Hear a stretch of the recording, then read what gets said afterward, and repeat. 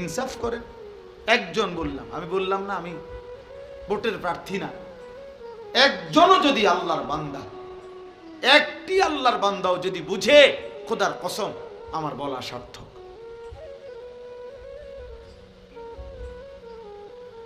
আপনি ভাবেন আল্লাহর নবী সাল্লাল্লাহু আলাইহি সাল্লাম তখন, উর্দু কিতাবে আমরা পড়ছি, হায় নবী তখন চোখের পানি ফেলবে, কাঁদবে নবী, আর নবীজি বলবে উম্মত এই আমলনামা আমার, আমি শ্রেষ্ঠ নবী, আখেরি নবী, তুমি আমার শ্রেষ্ঠ উম্মত হয়ে এটা কি আনছো? আমার উম্মত শ্রেষ্ঠ উম্মত হয়ে 30 বছর মিথ্যা বলে? শ্রেষ্ঠ নবীর উম্মত 30 বছর ওজনে কম দেয়? এত বড় নবীর ইমানদার উম্মত হয়ে প্রতিদিন বিড়ি সিগারেট, এত গালি, এত সুদ, এত কিস্তি, এত নারী, এত ছবি, এত নর্তকী, এত বেপর্দা তোমার বিবি, তোমার মেয়ে, তুমি ছিলা ভাইচা উম্মত, তোমার ঘরে তোমার ছেলে এক ওয়াক্ত নামাজ পড়ে নাই, এটা কি নিয়ে আসছো? আমি কেমনে সুপারিশ করব? আমার মতো শ্রেষ্ঠ নবীর এত বড় উঁচু মাথা, সম্মানের মাথা তো তুমি ছোট করে দিলাম। আমি তো যেদিন পৃথিবী থেকে আসছিলাম আল্লাহ নবী সাল্লাল্লাহু আলাইহি সাল্লাম সেদিনও তো শেষবারের মতো উম্মতকে বলে গেছিলেন আসসালাত আসসালাত, নামাজ ছেড়ো না, নামাজ ছেড়ো। বলে নাই? কথা বলেন না কেন? বলেছেন? তো নবীর সামনে এটা কেমনে পেশ করব? ভাইবেন বাবা, আমনের বুঝ আপনি কইলেন, আমার লাগে চিন্তা না করে আপনি মনে করেন আমার চিন্তা অমুকে চিন্তা করলেন না। চা দোয়ানে বসে বসে হুজুরের চিন্তা আপনারা করেন, অমুক হুজুর ওয়াহাবি, অমুক হুজুর নবীর দুশ্মন, অমুক হুজুরের আকীদা ভালো না, বুখারী পড়ায় উনি 50 বছর, উনি নবীজির হাদিস পড়ায় আজকে 30 বছর, উনার আকীদা ভালো না। আর আপনার এই চা দোয়ানে বই না আকীদা, আপনি বই বই বিড়ি খান আর টেলিভিশনে নর্তকী দেখেন আর গপ মারেন আর কথায় কথায় গালিগালাজ করেন। আপনার আকীদা বালা, আলহামদুলিল্লাহ, আপনার আকীদা থাকবে, আপনি নবীর আশেক, মাশাআল্লাহ, চলেন, অসুবিধা নেই। বাতে তো খান আর কি, তা আমরাও বাতে খাই, চিড়া খাই না, চিড়া খাই না বাপ, এত চালাক মনে করেন? 2 ফুটলা বিরিয়ানির নাম আশিকে রসুল না, 2 প্লেট খিচুড়ির নাম আশিকে রসুল, আর এমনি ডোলন আর গজল গাউন, এতটুকুই নবীর 23 বছরের মেহনত না? 23 বছরের পরতে পরতে তায়েফের রক্ত মিশে আছে, উহুদের দান দান শহীদ করা খুন আছে, সারা রাত জেগে থেকে চোখের পানি আছে, 2টা পাথর বাঁধা ক্ষুধার কষ্ট আছে নবীর 23 বছরের ভিতরে, আছে না? কথা বলেন না? তো এগুলো কি? এর বিনিময়ে কি? কেন তিনি তায়েফে এত রক্ত ঝরালেন? কেন তিনি উহুদের দান দান শহীদ করে রক্তমাখা দেহে বেহুশ হয়ে ঘন্টার পর ঘন্টা পড়েছিলেন? আপনার এই তামসা করার জন্য? বলেন, আল্লাহ আমাদেরকে হেফাজত করে। এই জন্য বললাম, ওই জাহান্নামী তখন আযাবে অস্থির হইয়া, তখন জাহান্নামের যেই ফেরেশতা, প্রধান ফেরেশতা, জাহান্নামের প্রধান ফেরেশতা দায়িত্বশীল, ওনার নাম হচ্ছে মালিক, আর জান্নাতের প্রধান ফেরেশতার নাম হলো রিদওয়ান। তো এই মালিক ফেরেশতাকে জাহান্নামী আযাবে অতিষ্ঠ হইয়া, আগুনে অতিষ্ঠ হয়ে ডাক দিবে। কোরআন শরীফে আছে, ওয়া নাদাউ ইয়া মালিকু, জাহান্নামীরা ডাকবে, হে মালিক। মালিক কে? ওই ফেরেশতা আর কি, বুঝেন নাই কথাটা? কোন ফেরেশতা? জাহান্নামের দায়িত্বশীল যেই কি ফেরেশতা, উনি, ওনাকে বলবে ইয়া মালিকু, এই মালিক ফেরেশতা ভাই এদিকে আয়, লিয়াকদি আলাইনা রাব্বুক এই জাহান্নামী বলবে, ফেরেশতা আল্লাহর দোহাই তোকে বলি, তুমি তোমার রব, তোমার আল্লাহকে বলো না আমারে মৃত্যু দিয়ে শেষ করে দিতে, আমি আর পারছি না রে ভাই, আর পারছি।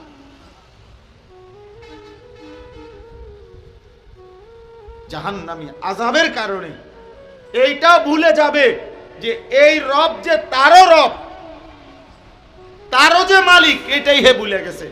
হে বলতেছে ফেরেশতা রে, ফেরেশতা ভাই তোমার রব, ওনারে কও না আমারে মৃত্যু দিয়া দিতে, আমি যে আর পারছি না রে ভাই।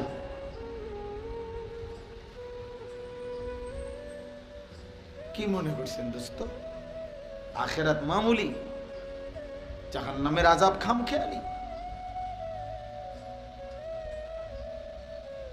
ছেলেরা তোমরা কি বুঝে কি হিসাবে আমার বাপ, একটা ছেলেও যারা এক ওয়াক্ত নামাজ পড়ো না, প্রিয় সন্তান কেন এমন করতেছ? যারা কোনোদিন ফজরের নামাজ পড়ো না বাপ, এমন কেন করছেন? প্রতিদিন যারা বিড়ি সিগারেট খান, আসলে আপনি কি ভাবতেছেন? আমাদের কাছে আমার হাত জোড় করে অনুরোধ, যারা সুদ খান, কিস্তি নেন, এই হারামখোর, আপনি কি মনে করতেছেন আসলে কি? মানে আপনি সুপারিশ নিবেন কেমনে? কেমনে সুপারিশ নিবেন কেমনে নবীজির? জিলাপি দিয়া? কথা বলে না। আপনি ফেরেশতারে জিলাপি দিবেন, ফেরেশতারে বিরিয়ানির পোটলা দিবেন নাকি? তো কি আসলে কি? আপনারা বলে ইনসাফ করেন, ইনসাফ, ইনসাফ করিয়েন। আমি যদি আর কোনোদিন না আসি, একবারই আসলাম, একবারই বলে গেলাম। ধাক্কা ধাক্কি মূল মাকসাদ না, কারোর সাথে ঠেলাঠেলি করা মূল মাকসাদ না। আমরা সবাই কবরেই চলে যাব বাপ, ইনসাফ করে বলেন কেন? তাইলে এই যদি হালাল হারাম, নবীর একজন উম্মত যদি হালাল হারাম মানার কোনো দরকারই না হয়, তো হালাল হারামের কথাগুলো কেন বলা হইলো তাইলে? আরে বলেন না কেন, কেন বলা হইলো তাইলে? পাক না ফাকের কথা বলছে তাইলে কার জন্য? নবীর সুন্নাত গুলো তাইলে কার জন্য? কে মানতো বললে আমারে কোন? আমার কথা বুঝতেছেন আপনারা? আপনার বিচারে কি কয়, আপনার বিবেকে কি বলে? আপনার ইনসাফ করে মাথা খাট, আপনি কোনো পক্ষে যাইয়েন না। আপনার আমি কোনো আমার দলে বা আমার দরবার আমার মুরিদ বানানোর জন্য কোনো কাগজ লই আইছি না। আমি আমার পথে আসছি, আমি আমার পথে যাবো, কিন্তু আপনার বিবেক কি বলে? 365 দিনে যে কোনো দিন ফজরের নামাজ কোনো দিন পড়ে নাই, এই হাইওয়ান নবীজির আসে? কথা বল না কা? হ্যাঁ, তো আপনার বিবেকে বলে এটা? বলেন না, আপনার বিবেকে কয় এটা নবীর আসে? এক বছরে কোনদিন ফজরের নামাজ পড়লি না, নাফরমান, তুই কেমনে নবীর আসে? আরে মিথ্যাবাদী, এত বড় মিথ্যুক মুসলমান হয় কেমনে? এত বড় ধোঁকাবাজ মুসলমান হয় কেমনে? এত বড় প্রতারণা। আমি এই জন্য উদাত্ত কণ্ঠে সবসময় বলি যে হে আল্লাহর বান্দারা, পীর বলেন, মাশায়েখ বলেন, ওলামা বলেন, বক্তা বলেন, কমপক্ষে ভাই আমি হাত জোড় করে অনুরোধ করি, আপনি আপনার পক্ষের অনুসারী যে কয়জন, যার যে কয়জন, অগরে আখিরাতের ব্যাপারে ধোঁকা দিয়েন না। অগরে আখিরাতের ব্যাপারে ধোঁকা দিয়েন না। আখিরাতের ব্যাপারে ধোঁকা দিয়েন। সামান্য কয়টা টাকা পয়সা কিংবা সামান্য একটু দুনিয়াবি মুনাফা, এর জন্য কোন আল্লাহর বান্দাকে ধোঁকা দিয়েন। আপনার অনুসারী আপনার কাছেই থাকুক, আপনার মুরিদ আপনার কাছেই থাকুক, পরে আপনি আপনার মুরিদ সাথে নিয়ে নবী সাল্লাল্লাহু আলাইহি সাল্লামের একটা একটা সুন্নাতের উপরে ওঠেন, আমল করে কোরআনের একটা একটা হুকুমের উপরে চেষ্টা করে। আপনি যদি বলেন হুজুর আমনগো মধ্যেও তো কত কমতি আছে, হুজুরগো মধ্যেও তো কত দোষের অভাব নেই। হুজুররাও তো কত আমল করে না, হ্যাঁ করে না, আমিও তো বলি। আমরা কি বেহেস্তের থেকে আসছি এখন? তো তইলে আমি কি বেহেস্তের থেকে আসছি? আমি ক্যান্টনমেন্ট থেকে আসছি, কুমিল্লা ক্যান্টনমেন্ট। তাইলে আমার যদি ত্রুটি হয় তো আপনি আমার লেগে দোয়া করবেন। আমরা আপনাদের জন্য দোয়া করি না? তো আমরা আপনাদের কাছ থেকে দোয়া প্রাপ্য না? কথা বলেন না কেন? তো আপনি আমার জন্য দোয়া করবেন যে আল্লাহ আলেমদেরকে, হুজুরদেরকে আল্লাহ ওনাদেরকেও নেক আমলের তৌফিক দেন, ওনাদেরকেও জান্নাতওয়ালা আমলের তৌফিক দেন। তা ভালো না? আপনার জন্য আমি দোয়া করছি, আপনি আমার জন্য দোয়া করবেন। আল্লাহ যেন আমার ঘাটতি ফুরায় দেয়, আমার মধ্যে যেটা কমতি আল্লাহ যেন এটা পূরণ করে দেয়। আমি তো বেহেস্তে আমার নামে তো কি টেন্ডার হয়ে যায় নাই? আমাকে হিসাব দিতে হবে কিনা, আপনাকে দিতে হবে কিনা, একই মাঠে কিনা, কথা বলেন না, এক জায়গায় কিনা, একই মালিকের সামনে কিনা। তাহলে এজন্য খুব সাবধান ছেলেরা, তোমাদেরকেও বলি, আল মুমিন, রাসূল বলছেন সাল্লাল্লাহু আলাইহি সাল্লাম, মুমিন কাউকে ধোঁকা দেয় না, আবার মুমিন ধোঁকাও খায় না। লা ইয়াখদাউ ওয়ালা ইউখদা, পরিষ্কার হাদিস। নবীজি সাল্লাল্লাহু আলাইহি সাল্লাম বলেছেন মুমিন কাউকে ধোঁকা দেয় না, আবার মুমিন এত বেকুবও না যে তারে ধোঁকা দিয়ে লাইব, এমন না। আপনারা শুনেন নাই এমন বুজুর্গদের কথাও আছে যারা 70 বছর আল্লাহর ইবাদত করছে, 90 বছর আল্লাহর ইবাদত করছে, মৃত্যুর মুহূর্তে ইবলিস শয়তান আইসা বলছে আমি তোর রব, আমি তোর উপরে খুশি হইয়া তোর সব মাফ করে দিলাম, নামাজ আর কোনো আমল করতে হবে না। তো বহু আউলিয়া কেরামের জীবনীতে আছে, ওনারা ওই মুহূর্ত বলছে তুই শয়তান। কারণ কোন ইমানদারের উপরে আল্লাহর হুকুমে ইমানদারের নিঃশ্বাস পর্যন্ত ইবাদত আমল মওকুফ হতে পারে না, না না না, দৈন্তান না কেন। অতএব তুই শয়তান, বোঝা যায়। কোরআনুল কারীমের মধ্যে আছে ওয়া'বুদ রাব্বাকা হাত্তা ইয়াতিয়াকাল ইয়াকিন। আল্লাহ তাআলা বলছে বন্ধু, মৃত্যু আসা পর্যন্ত আপনি আপনার রবের ইবাদত করুন।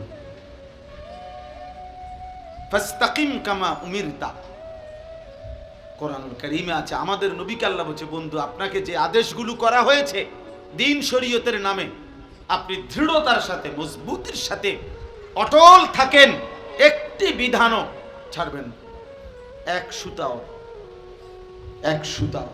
এজন্য নবীজি বলছে সাল্লাল্লাহু আলাইহি সাল্লাম যে হে মক্কাবাসী, আমার ডান হাতে যদি সূর্য এনে দাও, বাম হাতে যদি চাঁদও এনে দাও, আর আমাকে যদি বলো আমার কালেমার দাওয়াত ছেড়ে দিতে, আল্লাহর কসম আমি ছাড়ব না। তামাম দুনিয়া দিলেও আমি ছাড়ব। তো রাসূলুল্লাহ সাল্লাল্লাহু আলাইহি সাল্লাম বলছে। তো এই জন্য বললাম, জাহান্নামী বলবে হে ফেরেশতা মালিক, তোমার রবকে বলো আমাকে মৃত্যু দিতে। মানে ইনি যে তার রব, হেটম আমরা দেশে কয় না বেড়া এমন পিডা পিটমু, বাপের নাম শুদ্ধা তোর 14 গোষ্ঠীর নাম ভুলাই দেব। জাহান্নামের আযাবে নাফরমান তার নিজের রবের কথাই বলেছে। ক্বালা ইন্নাকুম মাকিসুন, কোরআনে আল্লাহ বলে ওই ফেরেশতা মালিক বলবে না ভাই, আর কোনোদিন তুমি মুক্তি পাবা না, এখানেই তোমাকে অনন্তকাল এভাবেই আযাবে পড়ে থাকতে হবে। ক্বালা ইন্নাকুম মাকিসুন, এভাবেই পড়ে থাকো, অবস্থান করতে থাকো, আর কোনোদিন ফিরবা না। আফামা নাহনু বিমাইতিন, আল্লাহ বলেন জান্নাতি বান্দা জাহান্নামীকে ডাক দিয়ে বলবে, জাহান্নামী ভাই মনে রেখো ভাই, আর কোনোদিন তোমার কিংবা আমার কারোই মৃত্যু হবে না, অতএব আমার সুখ আর শেষ হবে না, তোমারও দুঃখ আর কোনোদিন শেষ হবে না। আফামা নাহনু বিমাইতিন, আর কোনোদিন আমাদের কারোই মৃত্যু হবে না। জান্নাতও চিরস্থায়ী, জাহান্নামও চিরস্থায়ী। আল্লাহ মাফ করে দেন। আম আবরামু আমরান ফাইন্না মুবরিমুন। এটা বড় সাংঘাতিক কথা। এই কথার শেষ কথা আল্লাহ বলছেন, আমার নাফরমান বান্দা, প্রতিটা নাফরমানের বিনিময়ে, আমার প্রতিটা গুনাহের অবাধ্যতার বিনিময়ে আমি আল্লাহ তোকে যেই শাস্তি দেব, সেই শাস্তি কিন্তু বান্দা আমি রেডি করে রেখেছি। তুই নাফরমান, আমি আল্লাহর আযাব থেকে বাঁচবি কেমনে বান্দা, তোমারটা তুমি রেডি করো। আম আবরামু আমরান, আল্লাহ বলছে তোমরা তোমাদের বেঁচে থাকার ব্যবস্থা তৈরি করো, আমি কিন্তু আমার শাস্তি রেডি করে রাখছি। বুঝলেন? আপনার লোক আছে না, আল্লাহর আযাব থেকে বাঁচার জন্য আপনার লোক আছে না, মেম্বার চেয়ারম্যান আছেন, আপনি টাকা পয়সা খরচ করবেন, লোক জনবল খবর দিবেন। আল্লাহ আমাদেরকে হেফাজত করে। অতএব আমি আপনাদের কাছে বললাম, একজন মুমিন, একজন মুসলমান সর্বদাই ইবাদত আমলের মধ্যে লেগে থাকা, গুনাহ থেকে বাঁচার প্রাণান্তকর চেষ্টা করা, এটাই নবীর ভালোবাসা, এটাই আল্লাহর ভালোবাসা, এটাই ধর্মের ইসলামের ভালোবাসা, এটাই কোরআনের ভালোবাসা, এটাই জান্নাতের ভালোবাসা, এটাই জাহান্নাম থেকে বাঁচার চেষ্টা। শর্টকাট কোনো বুদ্ধি নাই, বা আসলেই নাই, বোকামি করেন। মসজিদে টাকা 30,000 দিছেন, আপনি বেহেশতে যাইবেন গা, 4টা ফ্যান দিছেন 3-4-12,000, এই তো জান্নাত তো নাকি? হ্যাঁ, কি মনে হয়? কেউ যদি 100 কোটি টাকাও দান করে, তো দান সাদাকা, আপনি যে কোনো আলেমকে জিজ্ঞাসা করেন, এটা তো ইসলামী শরীয়তের একটি আমল, কথা বোঝেন নাই? দান সাদাকা এটা পুরা ইসলাম নাকি ইসলামের একটি আমল? এটা তো একটি আমল, এটা 100 কোটি টাকাই হোক না, কিন্তু এটা তো একটা আমল। তো নামাজ, রোজা, হজ, যাকাত, জিকির, তেলাওয়াত, হালাল হারাম, গুনাহ থেকে বেঁচে থাকা, এগুলো কার জন্য? এই বিধান তাহলে কার জন্য? অতএব মস্কারি করেন, কোন রকমে কবরে যাইলে হবে না, কোন রকমে কবরে যাবেন। আমার কাছে আরবি কিতাব আছে, এই কিতাবে একটা আশ্চর্য কথা লিখছে, কলিজা কাঁপানো কথা। মনে করেন উনি লিখছে যে, হে আল্লাহর বান্দা, দুনিয়ার দুঃখ কষ্ট পেরেশানি থেকে, অস্থিরতা থেকে বাঁচার জন্য মানুষ অনেক সময় বলে, এতে ভালো ছিল যদি মরে যেতাম, বলে না? যদি মরে যাইতাম। মহিলারা বেশি বলে, মহিলাদের এই বদভ্যাস বেশি, একটু থেকে একটু 19-20 হইলে, হ্যাঁ খোদা আমারে মরণ দেয় না কা, আমার উপরে খোদার গজব পড়ে না কা, আমি মরি না কা। মানে হলো উনি বুঝাইতে চাচ্ছে, আমি যদি মরে যাই তাহলে আমার এই পেরেশানির থেকে আমি কি হয়ে যাব? মুক্ত হয়ে যাব। তো ওই বুজুর্গ বলছেন, হে আল্লাহর বান্দা, দুনিয়ার সামান্য পেরেশানির থেকে মুক্তির জন্য তুমি তো মৃত্যু কামনা করলা, কিন্তু কবরে গিয়া যদি তোমার উপরে আযাব শুরু হয়, যন্ত্রণা শুরু হয়, জাহান্নামের আযাব শুরু হয়, এবার তুমি কি কামনা করবা? তুমি বলো।